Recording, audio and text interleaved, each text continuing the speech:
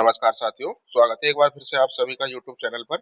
आज की जो आपकी क्लास होने वाली है वीडियो मॉडल पेपर से संबंधित होने वाली है। इस क्लास में हमने वीडियो मॉडल पेपर से संबंधित कुछ महत्वपूर्ण प्रश्न ऐड किए हैं जो कि पिछली परीक्षा में आए हुए हैं और आगामी परीक्षा में आपको निश्चित रूप से देखने को मिल सकते हैं। तो आशा है आप वीडियो को पूरी देखेंगे। चलिए शुरू करते हैं। प्रश्न नंबर 1, मारवाड़ के किस शासक ने मुगलों की अधीनता स्वीकार न कर आजीवन संघर्ष किया, जिन्हें भूला बिसरा राजा भी कहा जाता है? तो साथियों, भोला बिसरा राजा किसको कहा जाता है जिसने मुगलों की अधीनता स्वीकार न करा जीवन संघर्ष किया? किनको कहा जाता है साथियों? तो ये कहा जाता है राव चंद्रसेन को। किनको कहा जाता है? राव चंद्रसेन को। ऑप्शन बी इस प्रश्न का राइट आंसर हो जाएगा। चलिए अगला प्रश्न देखते हैं। कोपेन के जलवायु वर्गीकरण के अनुसार राजस्थान के किन जिलों में AW उष्ण कटिबंधीय आर्द्र प्रकार की जलवायु पाई जाती है? तो किन जिलों में पाई जाती है देखते हैं। जैसलमेर, बीकानेर, चूरू, डूंगरपुर, बांसवाड़ा और जयपुर और दौसा। तो साथियों, कोपेन के जलवायु वर्गीकरण के अनुसार AW, जिसको उष्ण कटिबंधीय आर्द्र के नाम से जानते हैं, जलवायु राजस्थान के दक्षिणी भाग में पाई जाती है। तो दक्षिणी भाग में कौन सी जिले हो गई? डूंगरपुर और बांसवाड़ा। तो ऑप्शन सी इस प्रश्न का राइट आंसर हो जाएगा। 73वें संविधान संशोधन अधिनियम के तहत राज्य वित्त आयोग का गठन किस अनुच्छेद के अंतर्गत किया जाता है? तो 73वें संविधान संशोधन अधिनियम के तहत राज्य वित्त आयोग का गठन किस अनुच्छेद के अंतर्गत किया जाता है? तो किसके अंतर्गत किया जाता है? अनुच्छेद आर्टिकल 243 आई के तहत किया जाता है। तो ऑप्शन बी इस प्रश्न का राइट आंसर हो जाएगा। चलिए अगला प्रश्न देखते हैं। छिद्रित मटका जिसमें जलता हुआ दीपक रखा है होता है, यह विशेषता राजस्थान के किस लोक नृत्य की है? तो छिद्रित मटका जिसमें जलता हुआ दीपक रखा होता है, तो ये गुडला नृत्य की विशेषता है। कौन से नृत्य की विशेषता है? गुडला नृत्य की विशेषता है, जो कि राव सातल की याद में किया जाता है। किसकी याद में? राव सातल देव की याद में किया जाता है। और ये कहाँ का प्रसिद्ध है? मारवाड़ जोधपुर का ये प्रसिद्ध नृत्य है। चलिए अगला प्रश्न देखते हैं। कंप्यूटर विज्ञान में IPv6, जिसको इंटरनेट प्रोटोकॉल वर्जन 6 के नाम से जानते हैं, एड्रेस की लंबाई कितने बिट्स की होती है? तो साथियों, IPv6 जो होता है, इसकी जो लंबाई होती है साथियों, ये 128 बिट की होती है। तो ऑप्शन सी इस प्रश्न का राइट आंसर हो जाएगा। चलिए अगला प्रश्न देखते हैं। हिंदी व्याकरण के अनुसार अन्वेषण, जिसका संधि विच्छेद अनु प्लस एषण है, इसमें कौन सी संधि प्रयुक्त है? तो साथियों, अनु प्लस एषण में उ के बाद भिन्न स्वर कौन सा आया? ए आया है। तो इसके अनुसार वह किसमें परिवर्तित हो गया? वह में परिवर्तित हो गया। तो इस स्थान पर इसके लिए इसमें यण संधि का नियम लग रहा है। तो यण संधि इसमें राइट आंसर हो जाएगा। ऑप्शन बी इस प्रश्न का राइट आंसर हो जाएगा। चलिए अगला प्रश्न देखते हैं। तर्क शक्ति रीजनिंग का प्रश्न है। कथन देखते हैं कि सभी पेड़ क्या है? जंगल है और कोई जंगल पक्षी नहीं है। तो साथ ही इसमें क्या बताया गया हमें कि कुछ पेड़ पक्षी हैं और कोई पेड़ पक्षी नहीं है। तो कौन सा तर्क है जो निष्कर्ष जो अनुसरण करता है? तो इसमें इन कथनों के अनुसार साथियों इसमें केवल निष्कर्ष दो ही अनुसरण करता है। कौन सा? कि कोई पेड़ पक्षी नहीं है। तो ऑप्शन बी से प्रश्न का राइट आंसर हो जाएगा। चलिए अगला प्रश्न देखते हैं। राजस्थान में वर्टिसोल मृदा, जो कपास की खेती के लिए अत्यंत उपयुक्त मानी जाती है, मुख्य रूप से किस क्षेत्र में पाई जाती है? तो साथ ही आपको पता होना चाहिए, वर्टिसोल, जिसको काली मृदा के नाम से जानते हैं, जो कि कपास के लिए बहुत ही उपयुक्त मानी जाती है, राजस्थान के हाड़ौती क्षेत्र में पाई जाती है, जो कि कपास के लिए बहुत ही क्या है? उपयोगी है। तो हाड़ौती पठार, जिसमें कोटा, बूंदी, बारा और झालावाड़ जिले आते हैं। ऑप्शन 20 प्रश्न का राइट आंसर हो जाएगा। चलिए अगला प्रश्न देखते हैं। बुझे हुए रंगों का अधिक प्रयोग और पारदर्शी वेशभूषा किस राजस्थानी चित्रकला शैली की मुख्य विशेषता रही है? तो साथियों, बुझे हुए रंगों का प्रयोग और पारदर्शी वेशभूषा ये नागौर शैली की मुख्य विशेषता रही है। तो इस प्रश्न का राइट आंसर ऑप्शन ए हो जाएगा। चलिए अगला प्रश्न देखते हैं।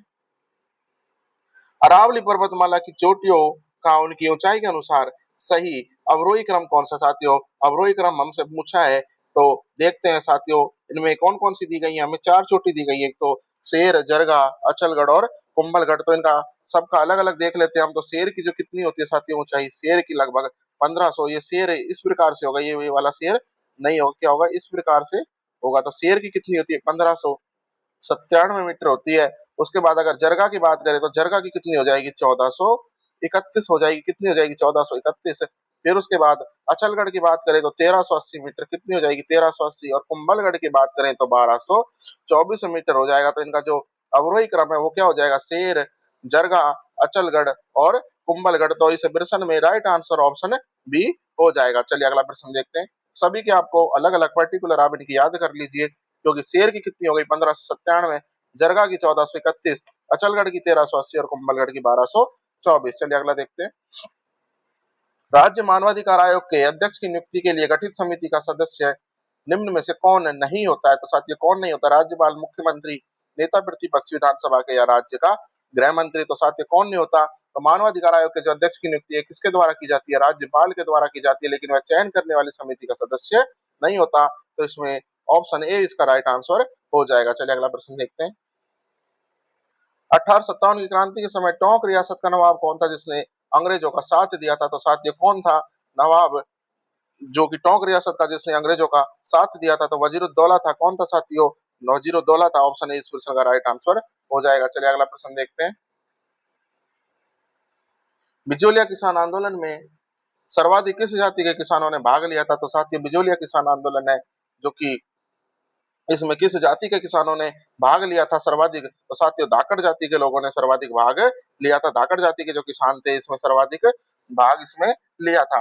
और ये भारत का सबसे लंबा चलने वाला किसान आंदोलन था। कौन सा, बिजोलिया किसान आंदोलन, जिसमें मुख्य नेतृत्वकर्ता कौन हो जाएंगे, विजय सिंह पथिक, जिनको भूप सिंह के नाम से जाना जाता है। चलिए अगला प्रश्न देखते हैं। राजस्थान का सटीक देशांतरी विस्तार कितना, साथियों तो हमें देशांतरी विस्तार पूछा गया राजस्थान का, तो कितना हो जाएगा साथियों, 59 डिग्री 30 से पूर्वी से 78 डिग्री 17 पूर्वी। तो ऑप्शन ए इस प्रश्न का राइट आंसर हो जाएगा। चलिए अगला प्रश्न देखते हैं। भक्ति आंदोलन के प्रमुख संत पीपा जी की छतरी राजस्थान के किस दुर्ग में स्थित है, तो साथियों संत पीपा का जन्म कहाँ हुआ था, गागरोन झालावाड़ में हुआ था। तो इनकी जो छतरी है वो भी इसी दुर्ग में है। तो ऑप्शन सी इस प्रश्न का राइट आंसर हो जाएगा। चलिए अगला प्रश्न देखते हैं। राजस्थान में खस जो कि एक सुगंधित घास है, तो साथियों खस क्या है, एक सुगंधित घास का प्रकार है। ये उसका उत्पादन मुख्य रूप से किन जिलों में होता है, तो साथियों इसका जो उत्पादन है मुख्य रूप से कहाँ होता है, भरतपुर में होता है, टोंक में होता है और सवाई माधोपुर में होता है। तो इस प्रश्न का राइट आंसर ऑप्शन बी हो जाएगा। चलिए अगला प्रश्न देखते हैं।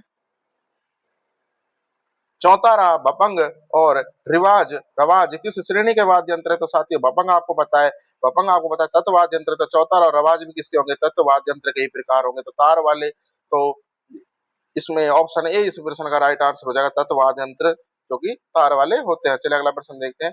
एमएस ऑफिस में मैक्रो बनाने या रिकॉर्ड करने के लिए किस रिबन टैब का उपयोग किया जाता है, तो साथियों मैक्रो बनाने के लिए या रिकॉर्ड करने के लिए जिस रिबन टैब का उपयोग किया जाता है वो कौन सी हो जाएगी, व्यू टैब हो जाएगी। ऑप्शन डी इस प्रश्न का राइट आंसर हो जाएगा। चलिए अगला प्रश्न देखते हैं। हिंदी का प्रश्न है, देखते हैं। वज्रायुद्ध, वज्रयायुद्ध जिसका शब्द में कौन सा समास है, तो साथियों वज्रायुद्ध में हमसे पूछा गया है। तो साथियों जहां पर दो पद मिलकर किसी तीसरे विशेष अर्थ को प्रकट करें तो वहां कौन सा समास होता है, आपको पता होता है, वहां बहुव्रीहि समास होता है। तो वज्रायुद्ध का अर्थ क्या हो जाएगा, वज्रयायुद्ध अर्थात हथियार जिसका, तो वज्र किसका हथियार है, इंद्र का हथियार है। तो यहाँ पे दो पद मिलकर किसी तीसरे अर्थ को प्रकट कर रहे हैं, तो इसमें कौन सा हो जाएगा, बहुव्रीहि समास हो जाएगा। ऑप्शन सी इसका राइट आंसर है। चलिए अगला प्रश्न देखते हैं।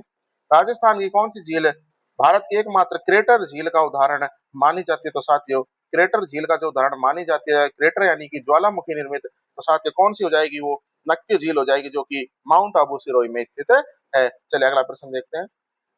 राजस्थानी डिंगल साहित्य राव जयसिंह छंद के रचयिता, तो साथियों राव जयसिंह छंद के रचयिता कौन हो जाएंगे, साथियों राव जयसिंह छंद के जो रचयिता हो जाएंगे साथियों बीठू सूजा हो जाएंगे। कौन हो जाएंगे, बीठू सूजा हो जाएंगे, क्योंकि इस ऐतिहासिक डिंगल ग्रंथ में बीकानेर के राव जयसिंह और बाबर के पुत्र कामरान के मध्य युद्ध का वर्णन किया जाता है। अगर आपसे प्रश्न पूछ लिया जाए कि राव जयसिंह और बाबर के पुत्र कामरान के मध्य युद्ध का वर्णन किसमें मिलता है, तो राव जयसिंह छंद में मिलता है, जिसके रचयिता कौन है, बीठू सूजा है। बहुत ही महत्वपूर्ण प्रश्न है, इसको अच्छे से याद कर लीजिए। चलिए अगला प्रश्न देखते हैं।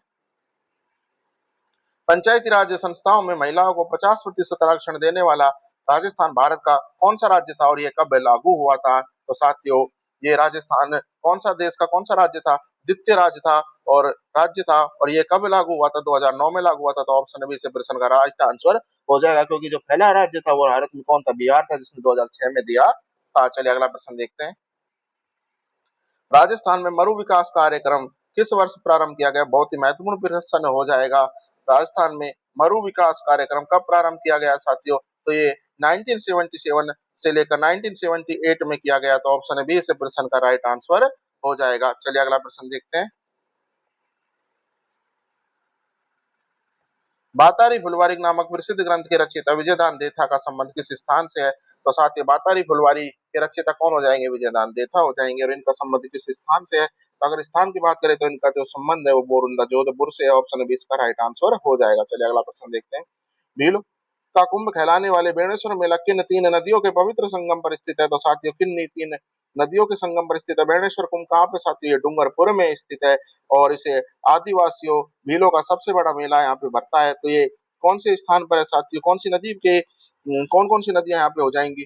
तो नदियों की बात करें तो बेणेश्वर डाम डूंगरपुर, सोम, माही और जाखम नदियों के संगम पर भरता है। तो ऑप्शन ए इस प्रश्न का राइट आंसर हो जाएगा। चलिए अगला प्रश्न देखते हैं। राजस्थान में आनंदपुर भूकिया और जगतपुरा भूकिया क्षेत्र किस खनिज के लिए, विपुल भंडार के लिए प्रसिद्ध है? तो साथियों किसके लिए हो जाएंगे जहाँ पे आनंदपुर भूकिया जगतपुरा भूकिया जाए? तो ये स्वर्ण भंडार के लिए प्रसिद्ध है, गोल्ड के लिए प्रसिद्ध है। चलिए अगला प्रश्न देखते हैं।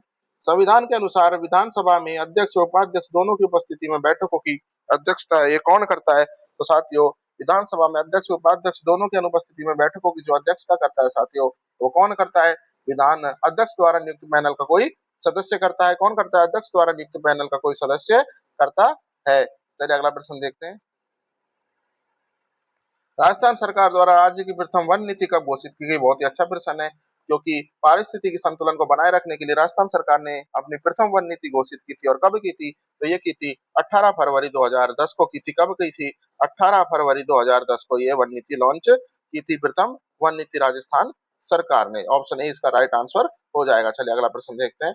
राजस्थानी लोक साहित्य में पवाड़े शब्द का क्या अर्थ है? साथियों तो पवाड़े जो शब्द है इसका जो अर्थ होता है, तो साथियों राजस्थानी लोक साहित्य में जो वीर पुरुष होते हैं उनकी जो क्या होती है, यशोगाथाएं होती हैं, उनकी जो वीरता का वर्णन होता है, तो उनको क्या कहा जाता है? पवाड़े कहा जाता है। तो लोक देवताओं लोक नायकों की वीर गाथाएं, ऑप्शन बी इस प्रश्न का राइट आंसर हो जाएगा। क्या होते हैं? पवाड़े कहलाते हैं। चलिए अगला प्रश्न देखते हैं। अरावली पर्वतमाला की कुल लंबाई 692 किलोमीटर है। इसमें से राजस्थान में इसका विस्तार लगभग कितना प्रतिशत है? तो साथियों राजस्थान में इसका जो विस्तार पूछा गया है और इसकी कुल लंबाई कितनी जाएगी? 692 किलोमीटर हो जाएगी। तो राजस्थान में जो इसका विस्तार है वो लगभग 80% है। कितना? 550 किलोमीटर। तो इसका राइट आंसर ऑप्शन सी हो जाएगा। चलिए अगला प्रश्न देखते हैं। कंप्यूटर में कैच मेमोरी किन दो हार्डवेयर के बीच बफर का कार्य करती है? बहुत ही अच्छा प्रश्न है, बार बार रिपीट होता रहता है ये प्रश्न, इसको अच्छे से याद कर लीजिए। तो ये किसके बीच करता है? सीपीयू और मुख्य मेमोरी के बीच बफर का कार्य करता है। Option be the right answer. Option अगला प्रश्न देखते हैं। हिंदी का प्रश्न है, उत्कर्ष शब्द का सही विलोम पूछा गया हमसे। तो साथियों उत्कर्ष का उपअर्थ क्या होता है? ऊपर उठना है, उन्नति होना, तो इसलिए इसका जो सटीक विलोम क्या हो जाएगा? अपकर्ष हो जाएगा, अवनति या नीचे गिरना। तो ऑप्शन बी इसका राइट आंसर हो जाएगा। चलिए अगला प्रश्न देखते हैं। रीजनिंग का प्रश्न दिया गया है साथियों, देखते हैं। एक घड़ी में 4:30 बज रहे हैं। यदि मिनट की सुई पूर्व दिशा को दर्शाती है तो घंटे की सुई किस दिशा में होगी? तो साथियों 4:30 बजने पर जो मिनट की सुई है वो कहाँ पर होगी? दक्षिण में होगी, क्योंकि 6 कहाँ पर था? दक्षिण में होता है। तो घंटे की सुई दक्षिण पूर्व 4 से 5 के बीच में होगी, लगभग कितने? 4 से 5 के बीच में होगी। यदि दक्षिण दिशा को हम क्या कह रहे हैं? पूर्व कह रहे हैं, तो दक्षिण पूर्व दिशा क्या हो जाएगी? उत्तर पूर्व ही हो जाएगी स्वतः। तो इसका राइट आंसर ऑप्शन ए हो जाएगा। चलिए अगला प्रश्न देखते हैं। राजस्थान का अक्षांशीय विस्तार निम्नलिखित में से कौन सा है? तो साथियों राजस्थान का अक्षांशीय विस्तार 23 डिग्री 03 से उत्तरी अक्षांश से 30 डिग्री 12 उत्तरी अक्षांश हो जाएगा। तो ऑप्शन ए इस प्रश्न का राइट आंसर हो जाएगा। चलिए अगला प्रश्न देखते हैं। प्रसिद्ध लोक देवता गोगा जी का जन्म स्थान ददरेवा शीर्ष मेडी वर्तमान में किस जिले में स्थित है? तो साथी ददरेवा कहाँ पर स्थित है? कौन से जिले में स्थित है? ऑप्शन बी चूरू में स्थित है ददरेवा, जो कि लोक देवता गोगा जी का जन्म स्थान है। चलिए अगला प्रश्न देखते हैं। राजस्थानी वेशभूषा में चोल, निचोल, पट्टदुकूल किस प्रकार के उपनाम है? साथियों किसके प्रकार के उपनाम है? तो साथियों चोल, निचोल या पट्टदुकूल किसके उपनाम है? तो साथियों ये किसके उपनाम हो जाएंगे? स्त्रियों की ओढ़नी या साड़ी के उपनाम हो जाएंगे। बहुत ही अच्छा प्रश्न है और ऑप्शन सी इसका राइट आंसर हो जाएगा। चलिए अगला प्रश्न देखते हैं। राज्य निर्वाचन आयोग संविधान के किस अनुच्छेद के तहत पंचायती राज संस्थाओं के चुनाव करवाता है? तो साथियों किस अनुच्छेद के तहत करवाता है राज्य निर्वाचन आयोग पंचायती राज संस्थाओं के चुनाव? तो किसके तहत करवाता है साथियों? आर्टिकल 243 के तहत करवाता है। किसके? आर्टिकल 243 के तहत। चलिए अगला प्रश्न देखते हैं।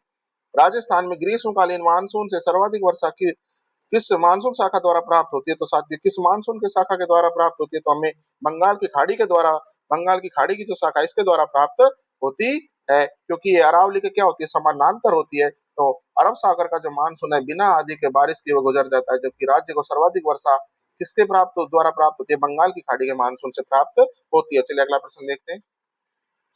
किस दुर्ग की अभेद्यता को देखकर अबुल फजल ने कहा था कि अन्य सब दुर्ग नंगे जबकि ये क्या है? बख्तर बंद है। तो साथियों बहुत ही फेमस कोट है। तो ये किस दुर्ग के लिए साथियों? तो ये रणथंबोर दुर्ग के लिए है। किसके लिए? रणथंबोर दुर्ग के लिए। चलिए अगला प्रश्न देखते हैं।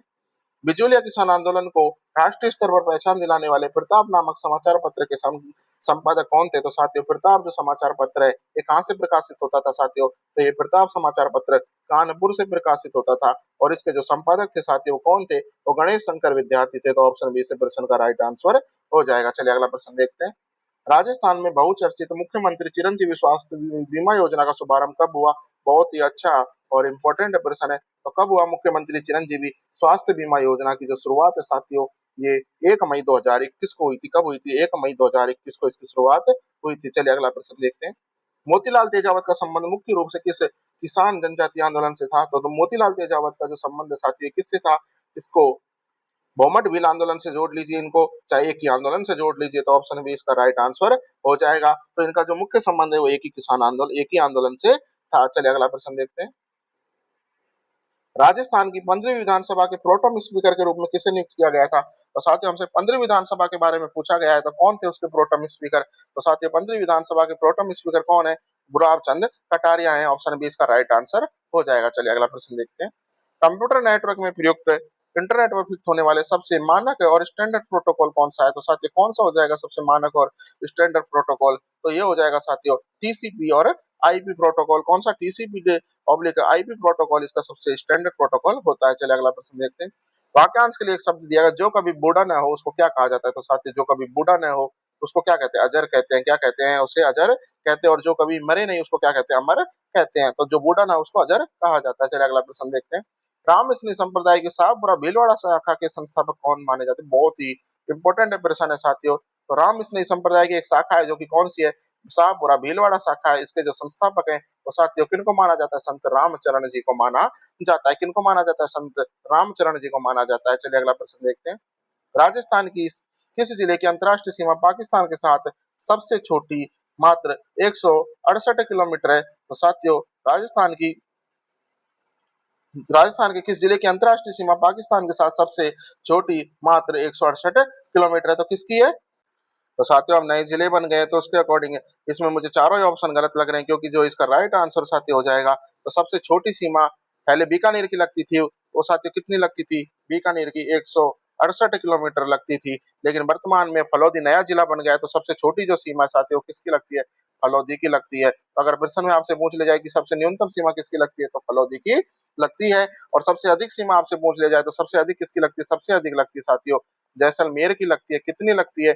464 किलोमीटर लगती है। कितनी? 464 किलोमीटर लगती है। और वर्तमान में कितने जिलों की अंतरराष्ट्रीय सीमा पाकिस्तान के साथ लगती है? तो 5 जिलों की लगती है। कितने जिलों की लगती है? 5 जिलों की लगती है जिसमें श्रीगंगानगर, बीकानेर, फलौदी, जैसलमेर और बाड़मेर शामिल है। चलिए अगला प्रश्न देखते हैं। चोकला, मगरा, पूगल और नाली राजस्थान में पाई जाने वाली किस प्रमुख पशु की नस्लें हैं? तो साथियों ये किसकी नस्लें हैं? चोकला जिसको भारत की क्या कहा जाता है? मेरिनो कहा जाता है। और ये मगरा पूगल ये सभी किसकी नस्लें साथियों? भेड़ों की नस्लें। किसकी? भेड़ की नस्लें। तो ऑप्शन है सी इसका राइट आंसर हो जाएगा। चलिए अगला प्रश्न देखते हैं। राजस्थान पंचायती राज अधिनियम 1994 में राज्य में किस तिथि को पूर्ण रूप से लागू हुआ? तो संशोधित राजस्थान पंचायती राज अधिनियम 1994 किस तिथि को लागू हुआ? तो साथियों बहुत ही अच्छा प्रश्न। तो ये 23 अप्रैल 1994 को लागू हुआ। कब हुआ? 23 अप्रैल 1994 को लागू हुआ था। चलिए अगला प्रश्न देखते हैं। भारतीय मोनालिसा के नाम से प्रसिद्ध बनी ठनी चित्रकला का संबंध किस शैली से और इसे किसने चित्रित किया था? तो साथियों मोनालिसा का संबंध किशनगढ़ चित्र शैली से संबंधित और इसे किस निहाल चंद ने चित्रित किया था? इसका चित्रकार कौन हो जाएंगे? निहाल चंद हो जाएंगे। चलिए अगला प्रश्न देखते हैं। राज्य के मुख्य सूचना आयुक्त को उनके पद से हटाने की सिफारिश कौन करता है? तो साथियों मुख्य सूचना आयुक्त को हटाने की जो सिफारिश है साथियों ये सुप्रीम कोर्ट की जांच के बाद राज्यपाल कर सकते कौन है? ऑप्शन सी से प्रश्न का राइट आंसर हो जाएगा। चलिए अगला प्रश्न देखते हैं। 1857 के विद्रोह के समय राजस्थान में ब्रिटिश सेना की कुल सैनिक छावनियां मौजूद कितनी थी? तो साथियों कितनी थी? 6 सैनिक छावनियां थी। कितनी? खैरवाड़ा, एरिनपुरा, नसीराबाद, नीमच, ब्यावर और देवली। कितनी थी? 6 मौजूद थी। चलिए अगला प्रश्न देखते हैं। राजस्थान के भौतिक स्वरूपों में छप्पन का मैदान मुख्य रूप से किन जिलों के मध्य स्थित है? तो साथियों छप्पन का जो मैदान है साथियों आपको पता होना चाहिए ये बांसवाड़ा और प्रतापगढ़ के जिलों के मध्य स्थित है। इन दोनों जिलों के मध्य माही नदी बेसिन में जो 56 गांवों या नदी नालों का जो उपजाऊ मैदानी भाग है उसको क्या कहते हैं? छप्पन का मैदान कहते हैं। चलिए अगला प्रश्न देखते हैं। गरासिया जनजाति का प्रमुख नृत्य कौन सा है जो अत्यंत धीमी गति से बिना किसी वाद्य यंत्र के किया जाता है? बहुत ही अच्छा प्रश्न है। तो गरासिया जनजाति का बिना वाद्य यंत्र के और धीमी गति से किया जाने वाला नृत्य कौन सा हो जाएगा? वालर नृत्य हो जाएगा। और ये स्त्री व पुरुष दोनों के द्वारा ही किया जाने वाला नृत्य कैसा है? स्त्री व पुरुष दोनों के द्वारा। चलिए अगला प्रश्न देखते हैं। कंप्यूटर की शब्दावली में ASCII का पूर्ण रूप यानी कि फुल फॉर्म क्या है? तो साथियों American standard code for information interchange इसकी फुल फॉर्म हो जाएगी। तो इस प्रश्न का जो राइट आंसर है ऑप्शन ए हो जाएगा। चलिए अगला प्रश्न देखते हैं। निम्नलिखित में से किस शब्द में अभी उपसर्ग का प्रयोग नहीं हुआ है? तो बताइए किस शब्द में अभी उपसर्ग का प्रयोग नहीं हुआ है? तो साथियों किस में नहीं हुआ है? देखते हैं। अभ्यागत, अभी प्लस आगत, अभिमान, अभिभावक और अभेद। तो साथियों अभी उपसर्ग में किसका अभी में नहीं हुआ है? साथियों अभेद में नहीं हुआ है अभी उपसर्ग का प्रयोग। तो ऑप्शन डी इसका राइट आंसर हो जाएगा, क्योंकि इसका क्या होता है साथियों? ए प्लस भेद इसका होता है। तो इसमें उपसर्ग कौन सा हो गया? ए उपसर्ग हो गया। बाकी सभी विकल्पों में अभी उपसर्ग प्रयुक्त हुआ है। तो जिसमें नहीं हुआ है साथियों कौन सा हो जाएगा? भेद हो जाएगा। चलिए अगला प्रश्न देखते हैं। राजस्थानी प्रेम कथा ढोला मारूरा धुआ के मूल रचयिता कौन है? तो साथियों कौन हो जाएंगे इसके? ढोला मारूरा धुआ के रचयिता कवि कल्लोल हो जाएंगे। ऑप्शन बी इसका राइट आंसर है। कौन है ढोला मारूरा धुआ के रचयिता? कवि कल्लोल हो जाएंगे। ऑप्शन बी राइट हो जाएगा। चलिए अगला प्रश्न देखते हैं।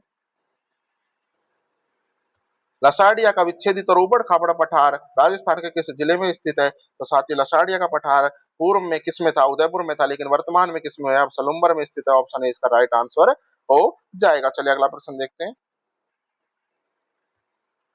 रीजनिंग का प्रश्न है। ए बी की बहन है। कौन? ए बी की बहन है, सी बी की माता है, डी सी का पिता है, ई डी की माता है। तो ए का डी से क्या संबंध है? तो साथियों डी ए की माता है, तो सी का पिता है, यानी डी ए का क्या हुआ? नाना हुआ। तो चूंकि विकल्प में हमें ग्रैंड डॉटर के पोती का शब्द है, तो इसका जो उत्तर होगा साथियों क्या होगा? पोती होगा। ऑप्शन ए इसका राइट आंसर हो जाएगा। चलिए अगला प्रश्न देखते हैं। राजस्थान में वालरा कृषि का संबंध किस प्रकार की कृषि पद्धति से? तो साथियों जो कृषि पद्धति है वालरा, ये कैसी कृषि पद्धति है साथियों? तो दक्षिण राजस्थान में जो आदिवासी होते हैं मुख्यतः भीलों और गरासियों के द्वारा जो वनों को जलाकर साफ कर कर की जाने वाली कृषि को क्या कहते हैं साथियों? स्थानांतरित कृषि या झूमिंग कहते हैं, जिसको वालरा कृषि का नाम से जाना जाता है।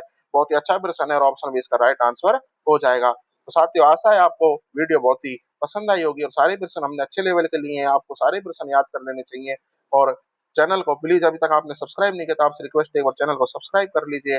और अगर इसकी वीडियो की आपको पीडीएफ चाहिए तो आपको टेलीग्राम चैनल की लिंक इसमें दे दी जाएगी, वहां पे आप इसकी पीडीएफ प्राप्त कर सकते हैं। वीडियो को प्लीज लाइक कर दीजिए, चैनल को सब्सक्राइब कर दीजिए और वीडियो को शेयर कर दीजिए। मिलते हैं अगली वीडियो में।